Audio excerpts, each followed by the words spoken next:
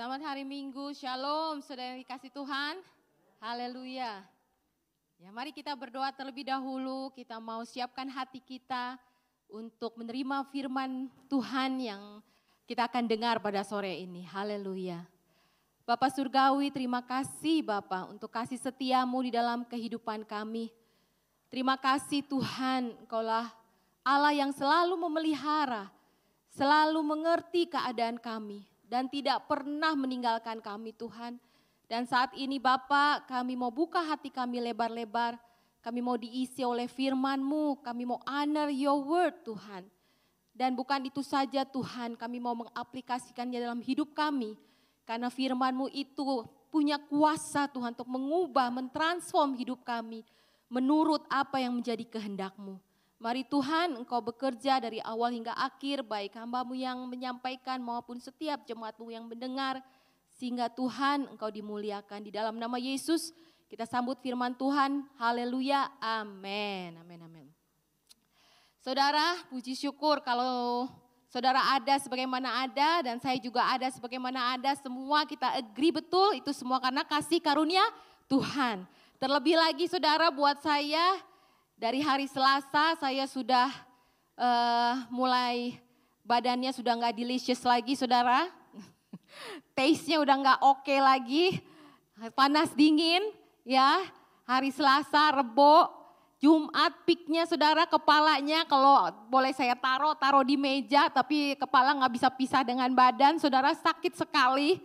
Kalau dikata bilangnya seperti migran tapi bukan migran, panas dingin, kalau makan apa-apa juga pahit saudara, saya nggak tahu virus apa, kata Lena tadi sharing banyak virus loh Mir, macem-macem namanya bagus-bagus lagi, saya nggak inget ya. Tapi saya nggak ngerti saudara, ini yang kedua kali, waktu itu awal saya pulang dari Indonesia, WL, kena mules-mules tapi memang ada tugas yang harus dilaksanakan, ini yang kedua kali. Tapi Tuhan setia, tetap aja ada jalan, Sabtu siang, mendingan saudara, saya bisa terusin ini dan thank you so much untuk saudara-saudara seiman. Ya, hari Jumat saya lihat di WhatsApp yang mendoakan saya. Jadi saya tahu betul semuanya Tuhan yang bekerja, semuanya Tuhan yang menyembuhkan. Jadi semuanya sudah ada dalam kehendak Tuhan. Saya mesti berdiri di sini saudara ya. Kepalanya sudah mendingan saudara. Dan saya percaya juga saudara dalam keadaan yang diberkati Tuhan. Siapa yang mengalami berkat Tuhan? Amin. Dan menikmati kasih karunia Tuhan selama-lamanya ya. Saudara, saat ini judul sharing sore ini adalah sikap rela berkorban. Ya, sikap rela berkorban. 2 Korintus 5 ayat 15 dikatakan, dan Kristus telah mati untuk semua orang supaya mereka yang hidup tidak lagi hidup untuk dirinya sendiri, tetapi untuk Dia yang telah mati dan telah dibangkitkan untuk mereka. Ya, dan Kristus telah mati, ya pengorbanan Yesus yang sudah tadi kita peringati, itu waktu kita mati untuk semua orang supaya kita yang hidup tidak lagi hidup untuk diri kita sendiri, tetapi untuk Yesus, untuk Dia, untuk Tuhan yang telah mati dan telah dibangkitkan untuk mereka. Kita sambung dengan ayat firman 1 Yohanes 3 ayat 16 katakan, demikianlah kita ketahui kasih Kristus bahwa Ia telah menyerahkan nyawanya untuk kita, jadi kita pun katakan apa? Wajib, bukan berhak, bukan boleh-boleh aja, tapi wajib menyerahkan nyawa kita untuk saudara-saudara kita. Sore ini saudara, saya dan saudara mau diingatkan kembali untuk perenungan firman Tuhan, selain komitmen, kita sebagai murid Kristus juga memerlukan sikap rela berkorban dalam membangun hubungan kita dengan Tuhan dan sesama. Setuju? Komitmen tidak cukup, tetapi sikap rela berkorban juga perlu ditumbuhkan. Karena sikap rela berkorban ini saudara adalah sikap yang mencerminkan adanya kesediaan, adanya keikhlasan, untuk melepaskan sesuatu yang ingin kita simpan. Biasanya saudara ada yang saudara mau simpan kan, ada banyak hal yang saudara mau simpan, tetapi kita mau relakan untuk dimiliki orang lain atau melakukan sesuatu yang lain walaupun menimbulkan penderitaan atau suffering bagi diri kita sendiri. Soalnya dikasih Tuhan, sikap rela berkorban ini adalah prinsip yang diajarkan tentu yang tadi kita sudah baca di dalam 2 Korintus maupun 1 Yohanes 3 ayat 16. Ya, sikap yang diajarkan firman Tuhan yang wajib kita harus sebenarnya lakukan di dalam kehidupan kita sehari-hari. Bahwa tak ada seorang pun di antara saudara dan saya sebenarnya dalam keseharian kita untuk hidup bagi diri kita sendiri, tetapi bagi Tuhan. Dan juga hidup kita untuk berperan dan memberi sumbangsih bagi hidup orang lain dalam bentuk apapun. Setuju saudara? Amin. Kok sedih? Kayaknya ya amin. Kayaknya kurang ini sikap rela berkorban memang ini kurang favorit saudara ya. Tetapi memang benar bahwa untuk membangun hubungan dengan Allah, ya diperlukan kesediaan dan keikhlasan saudara dan saya untuk memberikan seluruh kehidupan kita.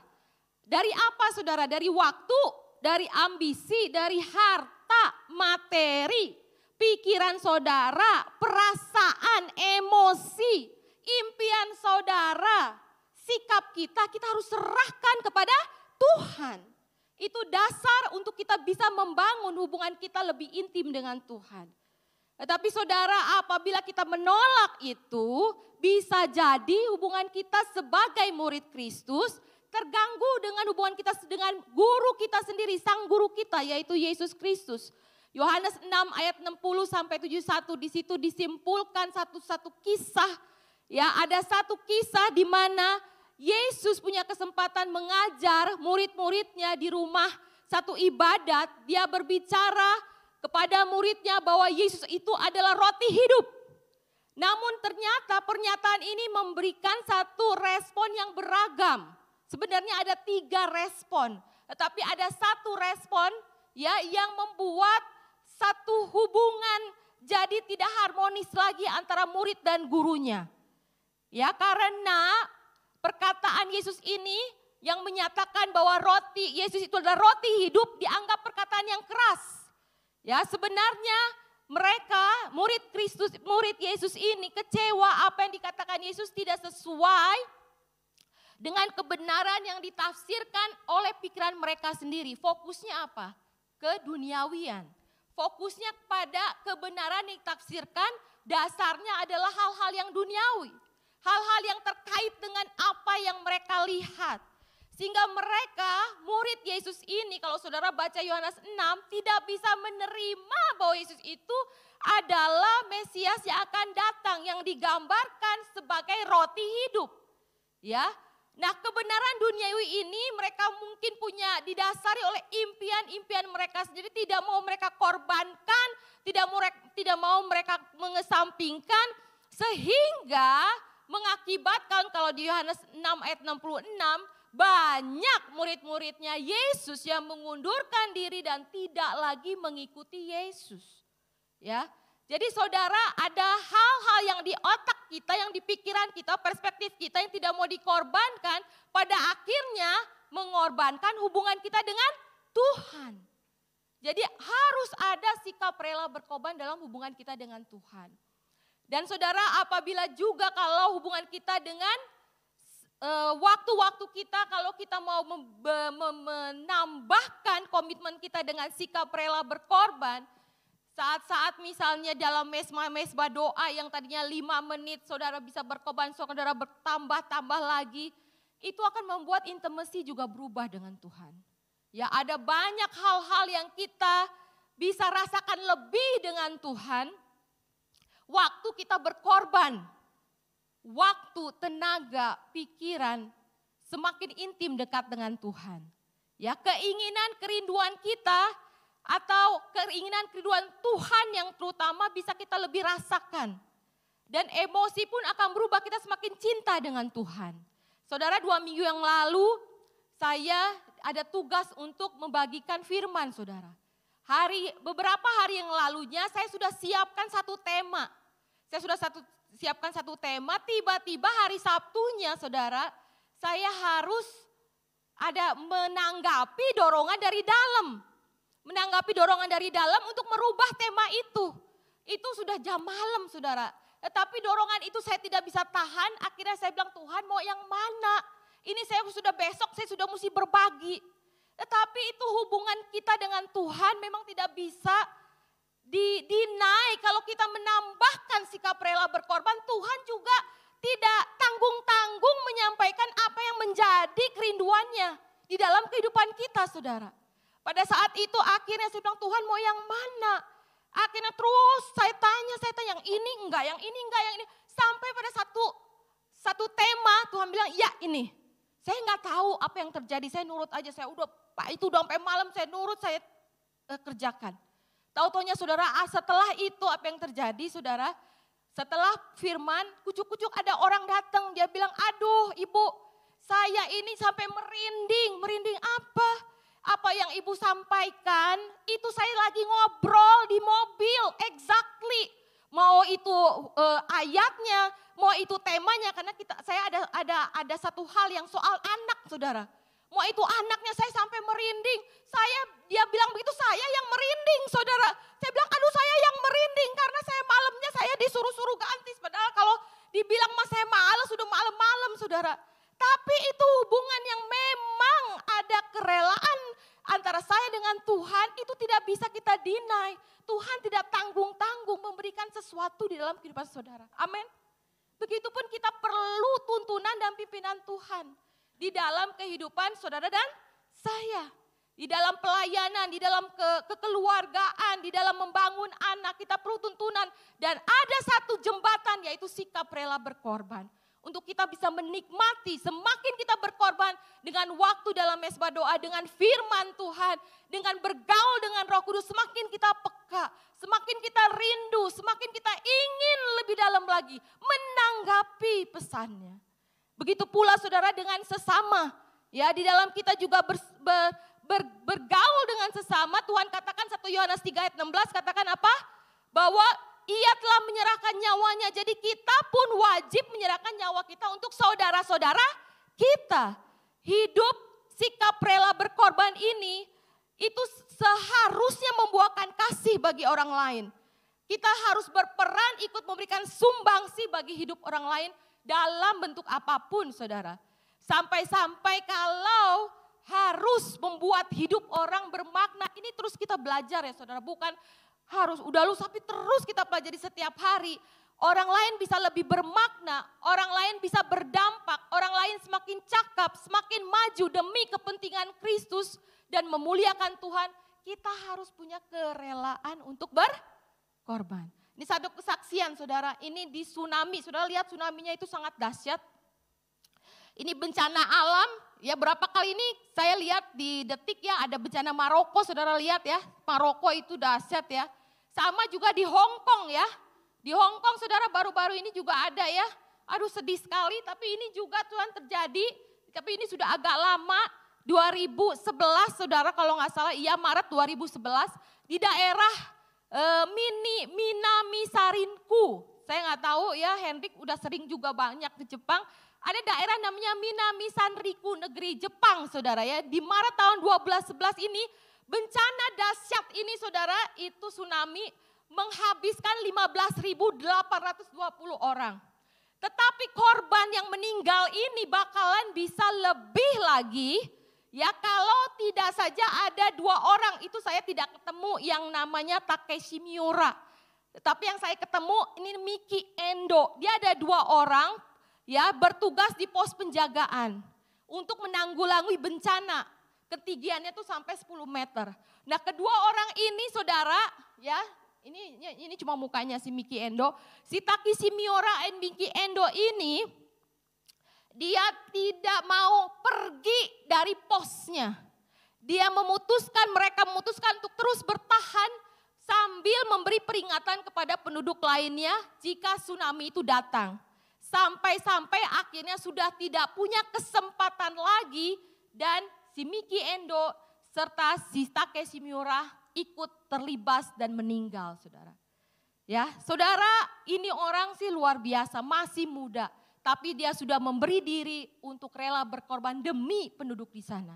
Seperti seorang pahlawan ya saudara. Nah sikap rela berkorban memang tidak mudah, enggak favorit saudara. Siapa yang favorit? Siapa yang Demon, hari ini aku akan rela berkorban. Aku sudah mencanangkan today ya. Ada saudara? Ya, kalau bisa jauh-jauh ya. Enggak ada ya. Semua enggak ada yang mau atau menjadikan sikap rela berkorban ini favorit saudara. Ya, karena memang tidak mudah untuk menjadikan melangkah, membuat satu langkah melakukan sikap rela berkorban ini saudara. Karena manusia itu syaratnya punya sifat yang egois ya. Yang kita harus perangi terus menerus. Tidak ada yang mau kesenangannya dilibas, kenyamanannya dilibas. Ya, hari lepas hari kepengenannya itu ada. Ya, jarang ada yang mau melibas hari ini saya tidak senang nggak apa-apa, tidak nyaman tidak apa-apa. Jarang saudara. Ya, dan zaman now ini menghidupi, ini adalah zaman now ini adalah zaman yang cuek. Ya, setuju? Zaman yang cuek ya, saya baca ya ada satu orang ditusuk saudara, ditusuk akhirnya meninggal dan saudara apa yang terjadi? Waktu CCTV-nya itu diperlihatkan ternyata orang yang meninggal itu, saya lupa sih ininya. Ternyata orang yang meninggal itu saudara, di sekitarnya ada orang. Tapi karena memang zaman now harus kita terima zaman yang cuek sehingga orang itu tidak tertolong tuh saudara ya, tapi akhirnya meninggal. Ya, karena ada perbuatan yang tidak menyenangkan. Sehingga akhirnya saudara sikap rela berkorban ini juga suka dianggap kebodohan. Ya, tetapi kalau saudara kita melihat bahwa ini hal yang sangat penting, karena ini satu jembatan, satu sikap yang membawa kita lebih lagi bisa melakukan kehendak Allah, lebih lagi bisa menyelesaikan pekerjaan, lebih lagi peka akan pesan Roh Kudus. Ya, lebih lagi kita bisa menjadikan kita alatnya Tuhan untuk memperluas kerajaannya. Ini worth it saudara. Ya, berlaku di dalam keluarga, berlaku hubungan suami istri, berlaku dalam keluarga Allah, dalam pekerjaan, dalam semua aspek kehidupan saudara dan saya. Karena pada akhirnya kita tidak diminta untuk mempertanggungjawabkan harta kita. Kita tidak diminta untuk mempertanggungjawabkan posisi hidup kita. Ya, berapa gaji kita saudara. Tetapi kita dipertanggungjawabkan apa yang sudah kita hasilkan bagi kerajaan Tuhan. Setuju saudara? Oleh sebab itu mau tidak mau ini harus terlibat saudara. Saudara dan saya harus praktekkan hari lepas hari. Baik itu dimulai dari hubungan inti suami istri. Ya, maupun hubungan keluarga, anak-anak, keluarga Allah dan semua aspek kehidupannya. Tetap saudara, tidak ada hal yang lain lagi, teladan kita adalah yang sempurna. Siapa saudara? Yesus ya. Saya bersyukur banget saudara. Yesus itu kita teladan yang sempurna. Ya, mau lihat orang lain melukai ya.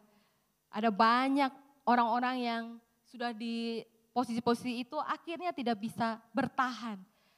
Mata kita hanya bisa terlihat fokus kepada Yesus. Dia adalah teladan yang semua, termasuk teladan sikap rela berkorban.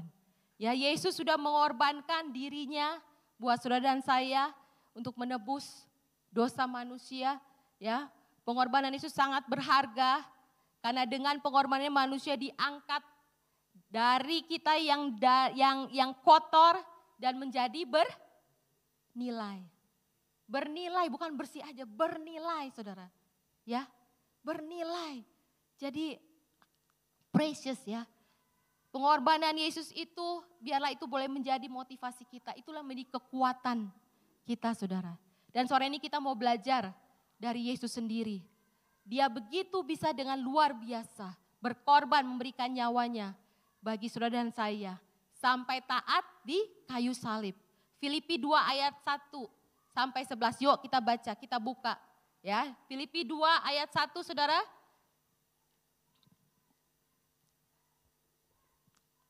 Kalau sudah dibuka kita akan baca.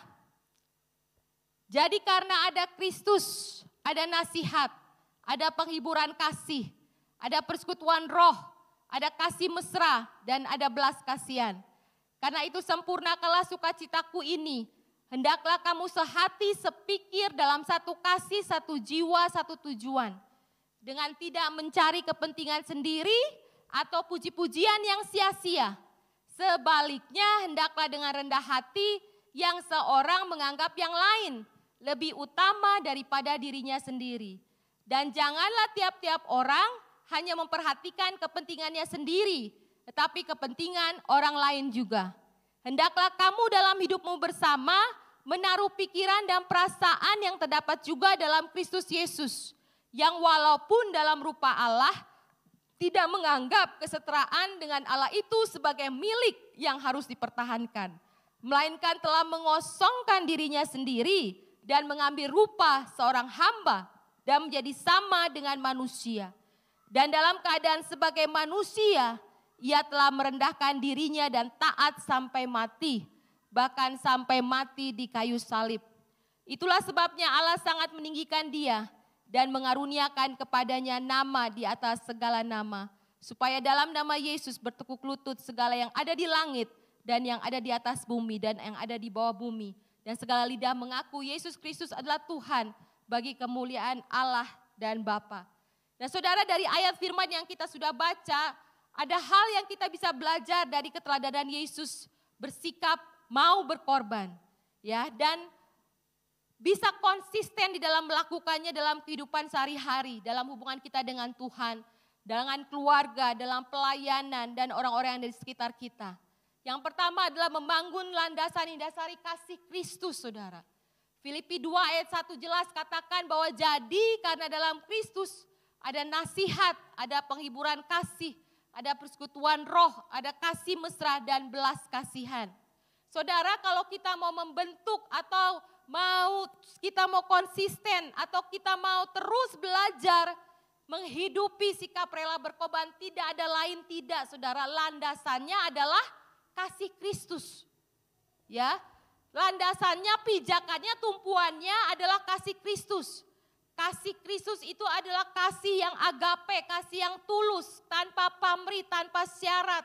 Tidak ada motivasi terselubung, tidak ada udang di balik batu, saudara.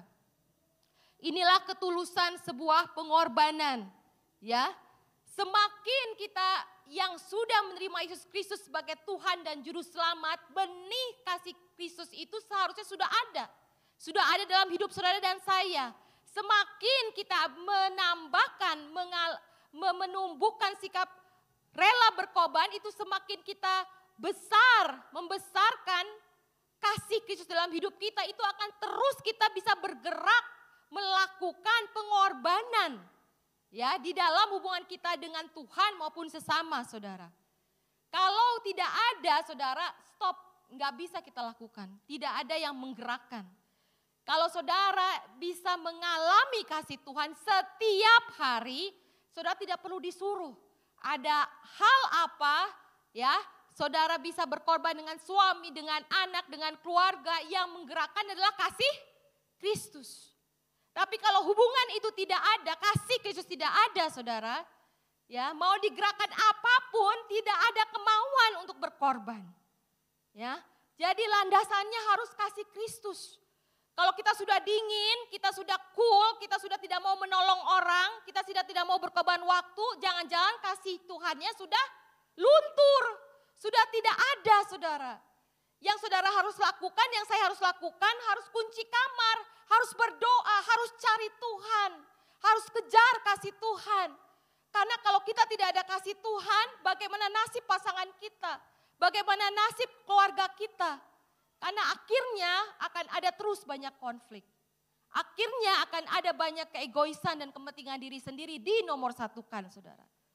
Hal yang luar biasa terjadi di namanya Benjamin Breckinridge Warfield, saudara. Yang tadi orang Jepang itu saya tidak tahu apakah dia orang Kristen. Orang Kristen aja, orang yang tidak, saya nggak tahu itu orang Kristen atau enggak.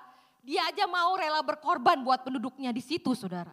Seharusnya kita murid Kristus yang sudah menerima kasih Kristus, yang sudah diteladani oleh Yesus sendiri, itu kita harusnya lebih dari apa yang sebenarnya si Miko Endo itu lakukan, saudara.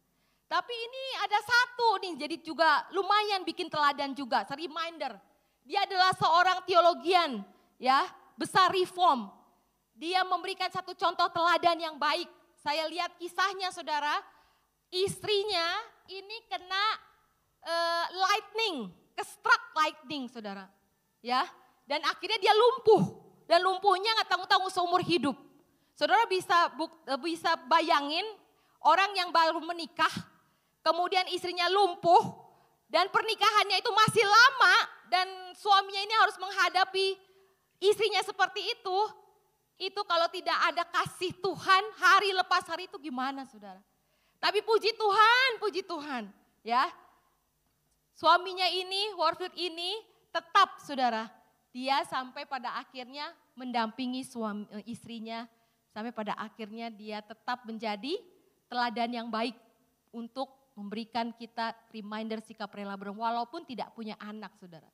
Ya, dan banyak ya sekarang ini kita yang dengar, tidak banyak ada orang yang pasangannya sudah tidak bisa berfungsi lagi, tapi akhirnya bye-bye goodbye ya. Ya masih berfungsi sehat walafiat, tapi udah bye-bye goodbye ya. Aduh maaf gitu ya, apalagi yang ini saya nggak tahu. Tapi ada banyak kejadian seperti itu saudara. Ya, dia memilih tetap setia si Warfield ini. Tidak meninggalkan, dia mau hidup seperti Kristus. Dan kita ini biarlah tergerak, harus Tuhan. Tolong saya, kasih Kristus setiap hari isi lagi. Supaya kita bisa berkorban ya untuk keluarga kita.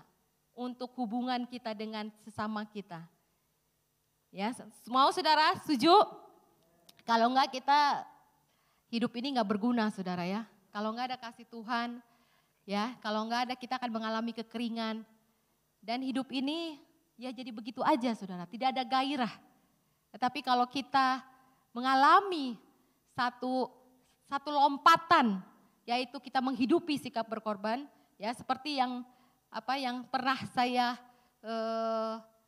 lakukan waktu yang saya bilang ada orang itu dia bilang seperti saya cuma bilang itu berarti pesannya udah 2 kali kamu terima itu di mobil, berarti kamu terima lagi di khotbah itu benar itu pesannya buat kamu. Kalau udah 2 kali itu berarti pesannya 2 kali. Itu saudara, Tuhan itu mau pakai hidup kita itu jadi satu mediator buat orang-orang saudara kita untuk lebih dekat dengan Tuhan. Tapi kalau kita tidak mau menambahkan satu sikap rela berkorban, kita nggak bisa jadi perpanjangan tangan Tuhan saudara.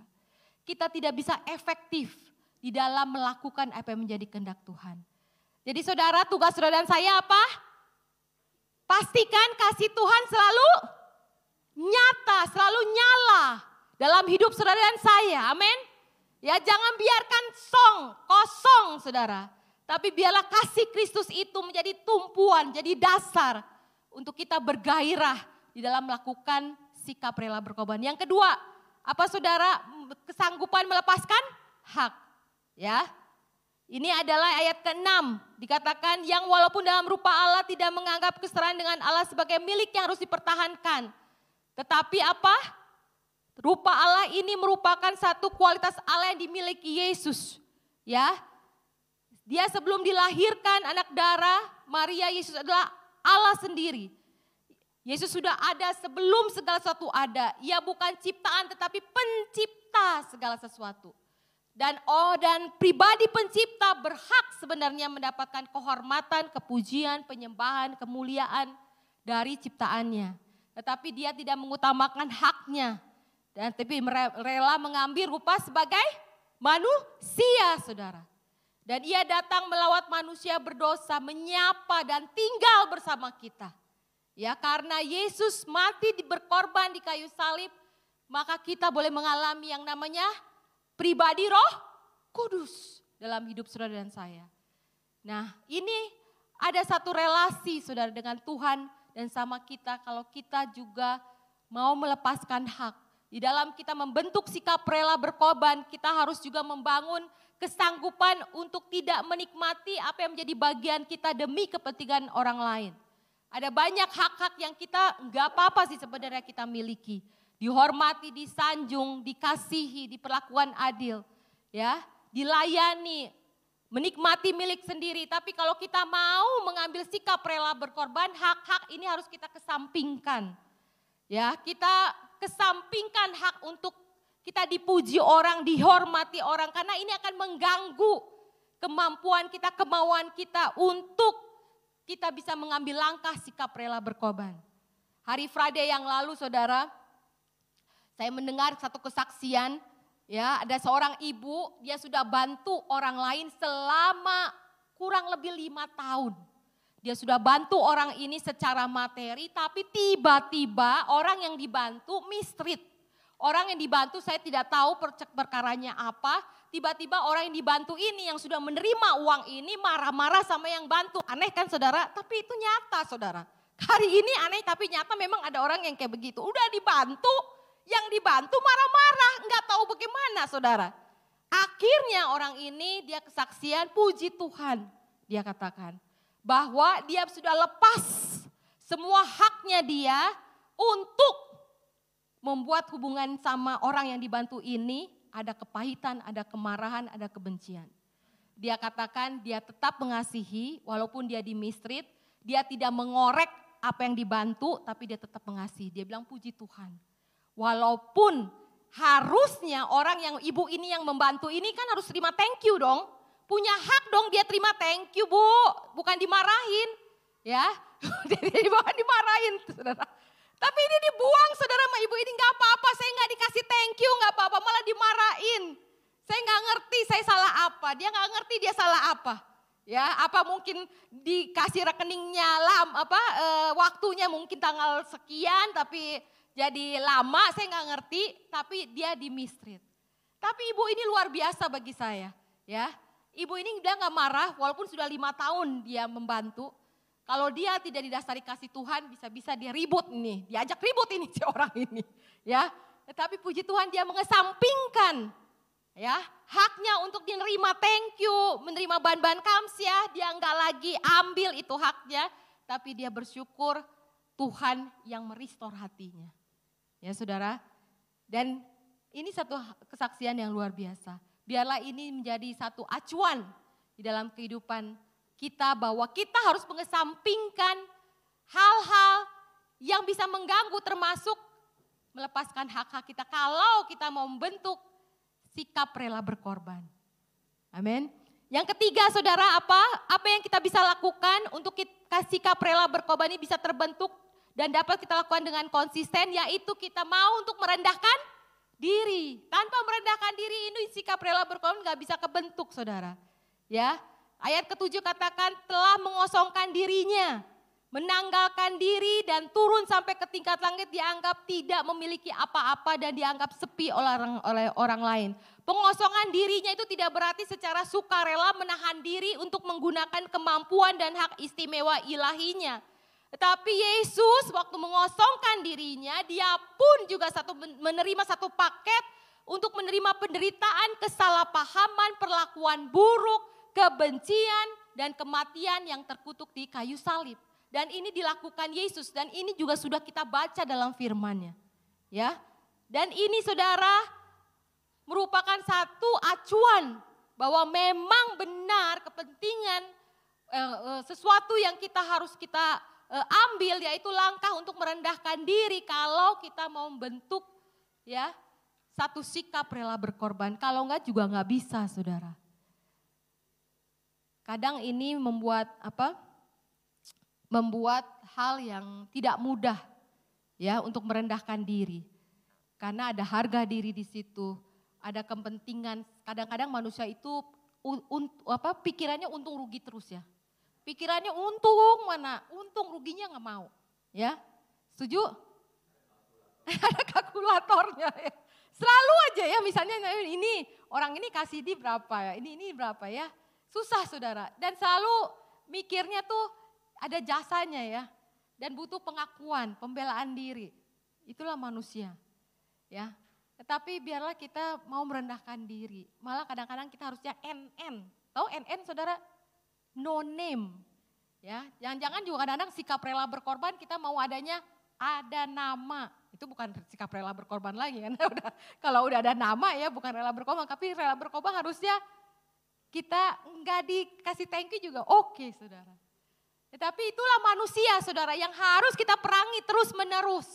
Ya, kalau relasi saya sama Diki mau sehat saudara, mau healthy relationship. Ini ada yang saya harus kikis. Diki juga harus kikis something. Saya harus ambil satu tindakan, tidak boleh mementingkan diri saya sendiri. Kepentingan saya tidak boleh, saya harus sampingkan, Diki juga harus sampingkan saudara. Harus ada yang di-cut. Ya, ini harus ada yang di-cut saudara. Kenapa? Karena itu untuk baik kalau saya mau healthy relationship. Ya, supaya bisa tumbuh. Ada gambarnya bisa tumbuh saudara. Kalau enggak bisa saudara. Harus ada yang di-cut. Ya, baru bisa. Sakit enggak? Ada suami istri kalau mau cut tiap hari, apalagi makin ada umur harus banyak yang di-cut ya kadang-kadang ya. Kadang-kadang soalnya kita nambah lupa kan, kita suka lupa saudara. Ya, banyak aduh salah ngomong lagi, suka lupa, nanyanya berkali-kali, oh ya udah nanya, mesti di-cut, nggak boleh nih nanya gitu ya. Ya, ada yang mesti di-cut, sakit, tetapi itu worth it untuk mencapai hubungan yang sehat. Kalau keluarga, kalau hubungan suami istri sehat, efeknya kemana saudara? Pernikahannya jadi sehat. Kalau pernikahan sehat, siapa yang berbahagia?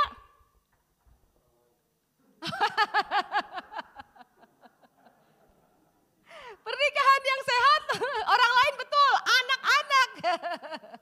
Anak-anak saudara, ya. Anak-anak mah sebenarnya saudara, yes mereka perlu uang. Yes mereka perlu pendidikan yang baik.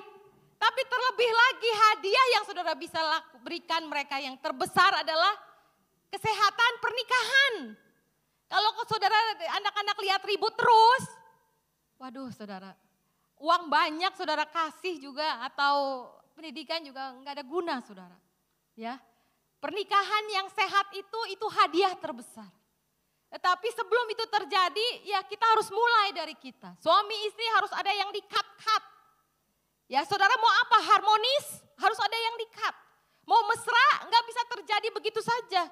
Ya, harus ada yang di-cut. Ya, semuanya itu perlu harga yang perlu dibayar. Salah satunya adalah sikap rela berkorban. Mau punya anak takut akan Tuhan? Oh banyak saudara, ada orang yang datang, aduh gimana punya takut akan Tuhan, tapi nggak pernah disuruh ke gereja, gimana saudara? Nggak pernah disehati rohani ya gimana? Harus ada duduk, punya korban, punya quality time dengan anak.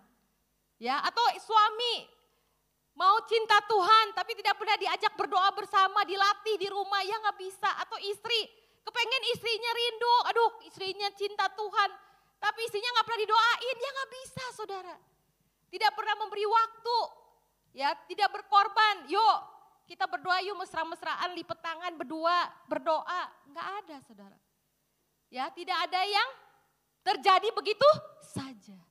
Tapi harus kita ada satu method yaitu sikap rela. Mau saudara?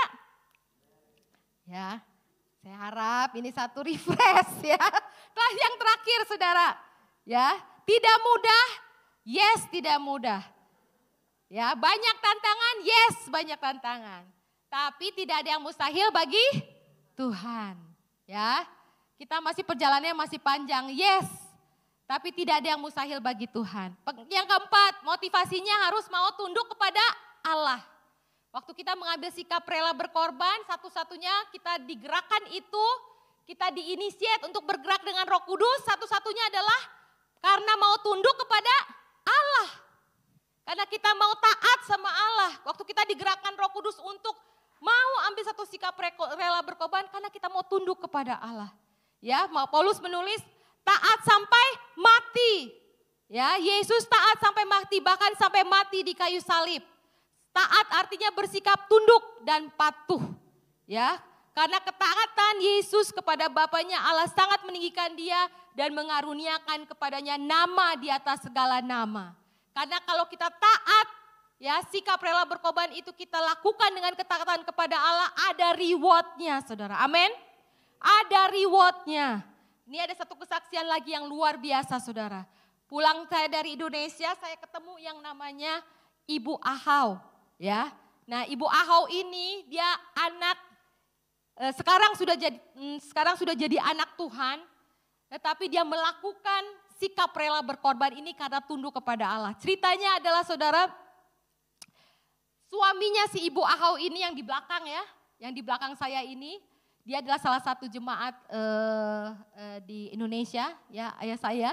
Nah, suaminya ini adalah seorang apa ini bilangnya apa ya? Dukun bisa future orang? Ya, ya begitu ya saudara ya. Dia ya. Kombiahin orang ya, ya gitu. Nah, sampai ke bintang film, saudara bisa bayangin. Ke bintang film datang ke ibunya ini, omnya ini ya, ke suaminya. Nah, jadi dia uangnya banyak saudara. Dia uangnya banyak, dia luar biasa hidupnya nyaman ya. Karena suaminya itu banyak dipercaya sama orang-orang yang pengen tahu masa depannya. Tapi dia punya cici cinta Tuhan. Dia punya cici cinta Tuhan. Tahu-tahu cicinya satu hari bilang begini sama dia. Katanya, Hao, sekarang saya udah minta izin ya sama ini untuk kasih kesaksian buat saudara di tempat ini. Dia bilang, Hao, sekarang katanya lu dibanjirin sama duit lo katanya. Karena dia ngaku bahwa dia ini orang materialistis saudara. Jadi dia gak peduli. Sekarang lu nih dibanjirin sama uang lo katanya. Tapi nanti lu dibanjirin sama api. Katanya dia bilang gitu sama si cicinya saudara. Itu katanya pernyataan itu sampai ke kupingnya. Kupingnya jadi kayaknya aduh gitu ya. Banjirin uang, banjirin api. Itu dia mengiang-iang di dalam kupingnya saudara. Ya cicinya ini memang cinta Tuhan, dia rajin ke gereja. Lalu si ininya karena Roh Kudus, saya percaya Roh Kudus sudah bekerja. Dia bilang sama cicinya, emangnya lu dapat apa di gereja? Dia bilang, emang lu dapat apa? Gerejanya juga enggak gede, gereja kecil. Lu dapat apa katanya? Di sini dia kan ke gereja juga kaya, enak. Cicinya cuma bilang, ke gereja itu indah. Nah kata-kata indah itu masuk ke hatinya. Penasaran saudara. Nah si Ibu Ahau ini akhirnya coba-coba apa sih beda indahnya punya duit, indahnya sama ke gereja. Dia datang, dia bawa anaknya. Ya. Lalu waktu dia duduk, gerejanya tidak besar, biasa, dia duduk. Itu benar. Dia ngalamin keindahan hadirat Tuhan. Sampai anaknya pun ngalamin. Anaknya bilang, Mam, kok katanya beda ya? Saya duduk dekat tepekong, tepekong ya kalau saudara ya. Dekat tepekong katanya, saya duduk di gereja kok beda. Anak kecil aja bisa ngerasain bedanya saudara. Nah akhirnya dia tetap ke gereja. Dia tetap ke gereja ketahuan sama suaminya. Tadinya dia diam-diam, dia gak bilang kan suaminya kan kayak gitu gak boleh dong itu, bisa mengganggu kan. Ketahuan sama suaminya marah. Suaminya bilang kalau kamu gak gereja kamu gak boleh ke gereja lagi. Gak dikasih uang ya, dimarahin terus gak boleh gak boleh tidur di kamar. Tidurnya di sofa. Tapi ini karena dia benar-benar ngalamin, terus dia rasakan bahwa dia perlu benar-benar pengen taat sama Tuhan, pengen imannya dia mau terus pegang Tuhan. Dia ambil walaupun dia matre, dia bilang sama saya, tante dia orang matre loh. Tapi saat itu gak tahu matrenya hilang, dia cuma pengen tahu, dia pengen pegang Tuhannya dia bilang. Dia pengen taat sama Tuhan, dia rela selama 3 bulan tidur di sofa. Selama 3 bulan tidur di sofa, gak dikasih uang, gak disentuh sama suaminya. Ya suaminya gak boleh, suaminya marahin, wah udahlah ya pokoknya udah ini. Sampai akhirnya dia bikin bacang saudara. Karena kan dia kan perlu jajan, dia perlu juga bantu. Dia bikin bacang yang tadinya dia bergelimpangan, dia bisa ambil uang seenaknya. Dia gak bisa saudara, dia bikin. Akhirnya Tuhan juga sayang sama orang anak yang taat tuh Tuhan sayang saudara. Dan mau berkorban buat imannya Tuhan sayang. Akhirnya si suaminya bilang, ya udahlah lu ke gereja. Tapi lu jangan ini sama gua ya katanya. Jangan bawa gua ke gereja katanya. Akhirnya dia terus gereja. Sampai suatu saat dia anaknya sudah besar, usia 14, dia kena satu masalah saudara. Anaknya ini dia punya anak yang paling besar. Anaknya yang dia bawa ke gereja waktu dia yang kecil itu tumbuh. Usianya umur 14 saudara. Kena kecantol baru usia 14 tapi kecantol dengan seorang wanita yang beragama terbesar di Indonesia. Ya, beragama yang terbesar di Indonesia. Akhirnya ini si anak dia tidak mau tinggal sama mamahnya, dia tinggal sama kokonya. Dia tinggal sama mamanya nggak tahu, tapi suatu saat mamanya itu kunjungan. Dia pikir anak yang kedua ini baik-baik aja tinggal sama kokohnya. Tapi tahu-taunya waktu si mamanya kunjungan ke sana, dia lihat di kamarnya ada topinya, ada sarungnya, ada alatnya. Mamanya baru sadar bahwa anaknya ini sudah masuk ke agama yang itu, saudara. Nah akhirnya saudara, apa yang terjadi? Nah anaknya ini bukan cuma agamanya aja, jadi benci sama orang Chinese, suka tawuran, ada suka tawurannya itu bukan cuma yang berantem-berantem, pakai pisau lah saudara. Dia cerita, dia bilang pakai pisau, anak saya juga narkoba. Waduh udah deh ya, udah gak dinasehatin, gak mempan dia bilang. Tapi dia ingat ayah saya bilang berdoa, kamu harus sujud di kaki Tuhan. Ya, korbanin waktu sujud di kaki Tuhan karena dia udah gak bisa apa-apa saudara, nasihat udah gak mempan. Dia sujud di kaki Tuhan pagi-pagi buta. Saya bilang, tante pagi-pagi, tante berapa? Pagi-pagi Mira, pagi-pagi saya bangun, saya berdoa sujud di kaki Tuhan. Dia korbanin saudara, dia sujud di kaki Tuhan, sujud, dia gak bisa apa-apa lagi. Saudara tahu selama 6 tahun, 6 tahun ya, bukan waktu sedikit selama 6 tahun. Tiba-tiba ini anak pulang, telepon, jadi anaknya umur 20. Dia telepon, mam saya mau balik. Dia mau balik, dia telepon, tapi lucunya bukannya karena dia bilang udah dia rasa udah gak ada lagi. Itu anak rasanya udah gak mau lagi bergaul dengan yang begitu saudara. Tuhan tuh bisa mengubah hati itu anak. Ya padahal itu si teman-temannya yang ini ya, yang pacarnya itu ya, masih hubungan tapi dia udah gak gubris. Tuhan tuh ajaib loh, itu anak bisa berubah. Dia bilang saya nggak tahu itu bagaimana cara Tuhan, tahu-tahu itu anak telepon, "Ma, saya mau pulang, tinggal sama mama aja." Terus dia kasih tahu saya ya, itu si perempuannya masih hubungin ini anak ya, tapi udah nggak ada rasa lagi. Akhirnya udah saudara, umur ditambahin beberapa tahun kemudian dia kenalan dengan gadis yang cinta Tuhan. Akhirnya menikah dengan orang yang memang cinta Tuhan dan diselamatkan anak ini. Saya pikir aduh tante, kalau tante tidak mau ambil sikap benar-benar berkorban buat pemulihan anaknya bagaimana? Aduh, kasih tante bilang nggak tahu, anak saya udah hilang. Anak saya udah hilang. Itu mau sudah benar-benar kasih Tuhan. Saudara, kalau orang yang mau punya ini, Tuhan juga akan turut bekerja. Amin. Tuhan akan memberi pertolongannya. Tidak ada yang sia-sia. Sikap rela berkorban itu pantas kita ambil. Amin saudara. Buat saudara dan saya itu satu hal yang menjadi identity kita sebagai murid Yesus. Hari lepas hari. Saudara mau worth it-nya seperti apa? Yesus aja datang ke dunia ini sebagai penembus hidup kita. Dia menebus kita itu enggak gratis saudara. Tapi dengan darahnya, dengan hal yang mahal. Dan membawa untuk menebus kita sesuatu yang berharga. Ya. Dan saudara, kita ini dalam dunia ini apa yang kita anggap berharga? Hubungan suami istri kah? Kalau saudara anggap hubungan suami istri berharga, keharmonisan berharga, yuk kita ambil sikap berkorban. Kalau saudara rasa hubungan anak suami istri, anak dengan orang tua sudah tidak baik lagi, yuk kita ambil. Apa yang perlu? Waktu, tenaga, pikiran, firman Tuhan, berdoa, tambahkan apa aja yang Roh Kudus tuntun. Worth it saudara, amin. Amin. Oleh sebab itu mari saudara kita bangkit berdiri. Ya, kita mau berdoa kepada Tuhan.